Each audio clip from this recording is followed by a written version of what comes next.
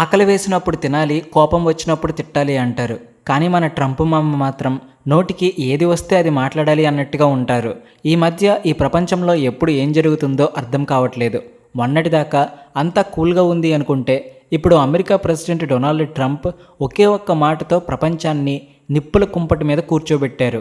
ఇంతకీ ఆయన ఏమన్నారో తెలుసా? ఆయన చెప్పిన ఒక్క మాటకు ఎందుకు ప్రపంచ దేశాలు తలపట్టుకుంటున్నాయి?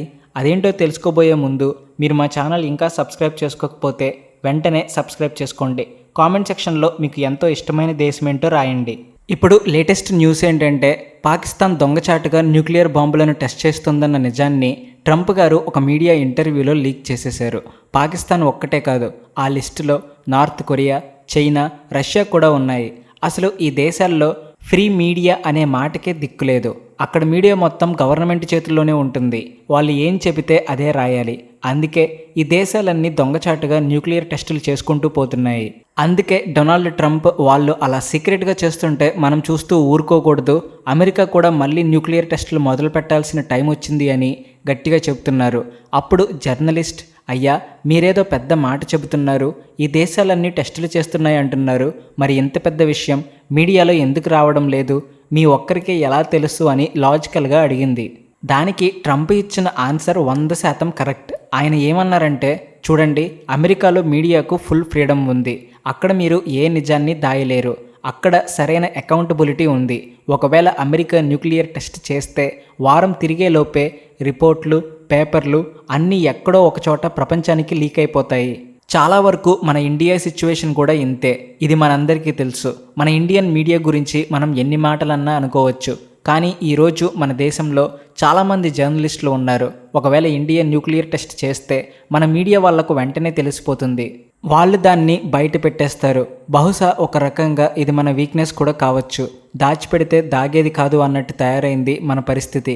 ఒక్కసారి ఆలోచించండి, పాకిస్తాన్ సీక్రెట్గా టెస్టుల మీద టెస్టులు చేస్తుంది. మనం 1998లో లాస్ట్ టైం టెస్ట్ చేశాం. అప్పటి నుండి మళ్ళీ ఆ పని చేయలేదు. అంటే మనం ఈ రేస్లో వెనకపడిపోయాం. బహుశా అమెరికా గనక న్యూక్లియర్ టెస్టులు మళ్ళీ మొదలు పెడితే ఇండియా కూడా మళ్ళీ ఆ పని చేయాల్సిన సమయం వచ్చేసినట్టే. ట్రంప్ చెప్పిన ఈ దేశాలన్నీ రహస్యంగా టెస్టులు చేస్తూనే ఉన్నాయి. వాళ్ళ దగ్గర ఇప్పుడు ఎన్ని న్యూక్లియర్ బాంబులు ఉన్నాయంటే ఈ మొత్తం వరల్డ్ని 150 సార్లు నాశనం చేయొచ్చు. ట్రంప్ మాట్లాడిన ఈ చిన్న క్లిప్ ప్రపంచమంతా తెగ వైరల్ అవుతుంది. ఎందుకంటే ఇది ఒక నిజాన్ని మన కళ్ళ ముందు పెట్టింది.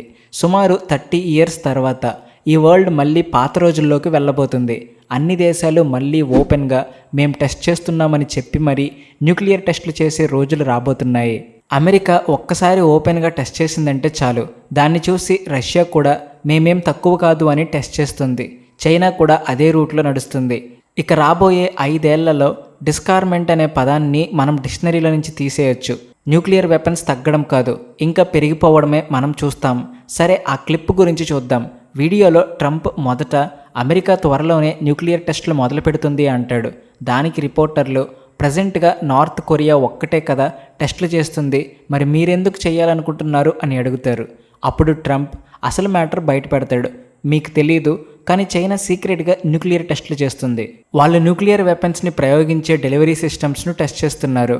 రష్యా, చైనా టెస్టులు వేరువేరుగా ఉంటాయి. మనం ఓపెన్ సొసైటీలో ఉన్నాం కాబట్టి మనం ఏం చేసినా మాట్లాడుకోవాలి, లేకపోతే పబ్లికే దాన్ని రిపోర్ట్ చేస్తారు. కానీ వాళ్లకు అలా రిపోర్ట్ చేసే రిపోర్టర్లు లేరు. వాళ్ళు టెస్ట్ చేస్తున్నారు కాబట్టి మేము టెస్ట్ చేస్తాం. ఇక నార్త్ కొరియా సంగతి సరే, వాళ్ళు టెస్ట్ చేస్తున్నారు, పాకిస్తాన్ కూడా టెస్ట్ చేస్తుంది. ఇది ఆయన చెప్పింది. ఈ మాట వినగానే పాకిస్తాన్ ఆర్మీ చీఫ్ అసీం మునీర్, మిగతా జనరల్స్ అంతా అయ్య బాబోయ్, ఇతను నోరు మూసుకుని ఉండలేడా అని తలలు పట్టుకుని ఉంటారు. కూర్చున్న కొమ్మనే నరుక్కున్నట్టు మొదలైంది వాళ్ళ సిచ్యువేషన్. పాపం ట్రంప్ను ఎంతగానో పొగిడారు. ఆయన చెప్పినట్టల్లా చేశారు. ఏకంగా నోబెల్ ప్రైజ్కి కూడా నామినేట్ చేశారు. ఇప్పుడు చూస్తే ట్రంప్ ఏ రీజన్ లేకుండా పాకిస్తాన్ను బస్సు కిందకు తోసేశాడు. ఈ ఒక్క స్టేట్మెంట్కి చాలా వెయిట్ ఉంది. ఎందుకంటే ఈ మాట అన్నది సాక్షాత్తు అమెరికా ప్రెసిడెంట్, అది ఒకే ఇంటర్వ్యూలో, ఎవరో ట్వీట్ చేసినట్టు కాదు. పాకిస్తాన్ న్యూక్లియర్ టెస్టులు చేస్తుందని ఆయన ఓపెన్గా చెప్పుకుంటున్నాడు. ఇదే మాట ఇండియాను ఉంటే పాకిస్తాన్ అబ్బే మేమేం చేయట్లేదు అని డినై చేసేది. కానీ ఇప్పుడు స్వయంగా అమెరికా ప్రెసిడెంటే ఈ మాట అంటున్నాడు. అందుకే మన ఆర్మీ చీఫ్ గారు కూడా మొన్న ఈ మధ్య అన్నారు, ట్రంప్ రేపు ఏం చేస్తాడో ఆయనకి తెలియదు. ఆయన బిహేవియర్ అలాంటిది. పూటకో మాట, గంటకో వేషం అన్నట్టుంటుంది ఆయన స్టైల్. ఏ క్షణంలో ఎవరి మీద ఫైర్ అవుతాడో తెలియదు. ఈరోజు ఏదో ఒకటి చెబుతాడు, ఆ దేశం అమ్మయ్య ట్రంప్ మనకు ఫ్రెండ్ అయిపోయాడు అనుకునే లోపే మరుసటి రోజే వాళ్లకు వ్యతిరేకంగా మాట్లాడడం మొదలు పెడతాడు. ట్రంప్ కంటే ఇంత అన్స్టేబుల్ వరల్డ్ లీడర్ని మనం బహుశా ఎప్పుడూ చూసి ఉండం. సరే ఏదైతేనేం పాకిస్తాన్ సీక్రెట్ బయటపెట్టి మంచి పనే చేశాడు. ఇక్కడ క్వశ్చన్ ఏంటంటే, ఈ ఇష్యూ బయటపడ్డాక పాకిస్తాన్ ఏం చెబుతుంది? లేదు మేం ఎలాంటి టెస్టులు చేయలేదు అంటుందా? లేదా సరే పాకిస్తాన్ దొరికిపోయింది, అమెరికా కూడా టెస్ట్ చేయబోతుంది కాబట్టి ఇక మనం కూడా చెయ్యాలి అని ఇండియా అంటుందా? ఇండియా కూడా న్యూక్లియర్ టెస్ట్ చేయాల్సిన టైం వచ్చేసింది. భూమి మీద టెస్ట్ చేయడం కాస్త వైబ్రేషన్ అనిపిస్తుంది. వాళ్ళు టెస్ట్ చేస్తారు, మనం చెయ్యం. మనం కూడా డెఫినెట్గా టెస్ట్ చేయాలి. రష్యా కూడా మేము వేరే లెవెల్ టెస్టులు చేయబోతున్నామని చెప్పినప్పుడు అది మనల్ని కొంచెం భయపెట్టినట్టే చేసింది. అయితే ట్రంప్ ఇక్కడితో ఆపలేదు. ఆయన మరిన్ని సీక్రెట్స్ బయటపెట్టాడు. వాళ్ళు చాలా అండర్ గ్రౌండ్ న్యూక్లియర్ టెస్టులు చేస్తారు, కేవలం ఆ వైబ్రేషన్స్ మాత్రమే భూమిపైకి తెలుస్తాయి అని అన్నాడు. ఈ మాట వినగానే మీకందరికీ ఒక మ్యాటర్ గుర్తొచ్చి ఉంటుంది, ఆపరేషన్ సింధూర్. ఆ ఆపరేషన్ జరుగుతున్నప్పుడు సడన్గా పాకిస్తాన్ ఆఫ్ఘనిస్తాన్ బార్డర్లో వరుసగా ఎర్త్క్వేక్స్ వస్తూనే ఉన్నాయి. కానీ విచిత్రంగా ఇప్పుడు ఆ భూకంపాలు రావడం కంప్లీట్గా ఆగిపోయాయి. పాకిస్తాన్ ఎయిర్ బేస్ల మీద బాంబుల వర్షం కురుస్తున్న టైంలోనే అలా జరగడం కేవలం కోయిన్సిడెన్స్ అంటారా? అప్పట్లో భూకంప సంకేతాలు ఒకదాని తర్వాత ఒకటి వస్తూనే ఉన్నాయి. ఆ సమయంలో బహుశా అక్కడ ఫాల్ట్ లైన్ ఉంది కాబట్టి భూకంపాలు రావడం సహజమే అని మనం అనుకున్నాం. కానీ ఎంత విచిత్రమో చూడండి, అప్పటి నుండి ఇప్పటి వరకు మళ్ళీ ఆ ప్రాంతంలో ఒక్క భూకంపం కూడా రాలేదు. ఏంట్రా ఈ విడ్డూరం అనిపించడం లేదు?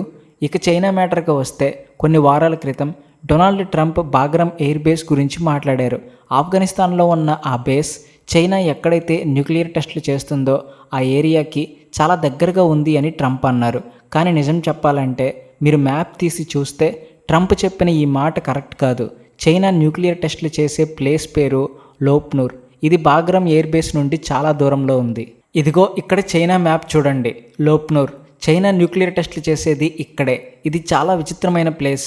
ఇక్కడ ఒక్క ఇల్లు కూడా కనిపించదు, కనుచూపు మేరలో మనిషి కూడా ఉండడు. ఇది ఒక డిజర్ట్ ఏరియా. మరి ఇదేంటి అని మీరు ఆలోచిస్తుంటే ఇది సోలార్ చెరువు. ఇక్కడ వాళ్ళు చాలా సోలార్ ప్యానెల్స్ పెట్టారు, సాల్ట్ వాటర్ని సేకరించారు. ఇంత మారుమూల ప్రాంతానికి నీళ్లు, కరెంట్ కావాలి కదా, అందుకే ఇక్కడ వాళ్ళు కరెంట్ని ప్రొడ్యూస్ చేసుకుంటున్నారు. న్యూక్లియర్ వెపన్స్ని టెస్ట్ చేయడానికి ఇంతకంటే సరైన ప్లేస్ ఉండదు. కాబట్టి ఈ ఏరియా ఆఫ్ఘనిస్తాన్ నుండి చాలా దూరంలో ఉంది. మరి అలాంటప్పుడు ట్రంప్ బాగ్రమ్ ఎయిర్ బేస్ ఎందుకు కావాలంటున్నాడు? దీని వెనుక లాజిక్ వేరే ఉంది. ఆయన మాత్రం పదే బాగ్రమ్ ఎయిర్ బేస్ దగ్గరే చైనా చాలా టెస్టులు చేస్తుంది అని చెబుతున్నాడు. లేదా బహుశా ట్రంప్కు మనకు తెలియని ఏదైనా స్పెషల్ ఇన్ఫర్మేషన్ తెలిసి ఉండాలి. చైనా టిబెటన్ పీఠభూమిలో ఎక్కడో సీక్రెట్గా న్యూక్లియర్ టెస్టులు చేస్తూ ఉండవచ్చు. ఏది ఏమైనా డొనాల్డ్ ట్రంప్ గారికి ఏది నోటికొస్తే అది మాట్లాడడం హ్యాబిట్. ఆయనకు ఫిల్టర్ అనేదే లేదు. ఆయన నోటిదోల వల్లే ప్రపంచంలోని ఎన్నో సీక్రెట్స్ బయటకు వస్తున్నాయి. ఎన్నో కాన్స్పిరసీ థియరీలు, ఎంతోమంది ఎప్పటి నుండో రాస్తున్న విషయాలను ఇప్పుడు ట్రంప్ మాటలు నిజమే అని ప్రూవ్ చేస్తున్నాయి. సరే, అసలు ఈ దేశాలు ఎందుకు రిపీటెడ్గా న్యూక్లియర్ టెస్టులు చేస్తున్నాయి? దీనివల్ల వాళ్లకు ఏం ప్రాఫిట్? దీనివల్ల 3 పనులు జరుగుతాయి. నెంబర్ 1, న్యూక్లియర్ వెపన్స్ ఇప్పటికీ కొత్త రకం ఆయుధమే. 1945లో ఫస్ట్ టైం వాడారు. అప్పటి నుండి ఇప్పటికీ టెక్నాలజీ చాలా మారిపోయింది. న్యూక్లియర్ బాంబులు ఇప్పుడు మరింత లీతల్గా మారాయి. వాటి ఈల్డ్ పెరిగింది. వాటి ఎఫెక్ట్ని కూడా మనం చాలా వరకు కంట్రోల్ చేయవచ్చు. అంటే సగం దేశాన్ని నాశనం చేయాలంటే ఒక రకం బాంబు, కేవలం ఒక సిటీని నాశనం చేయాలంటే వేరే సైజ్ బాంబు కావాలి.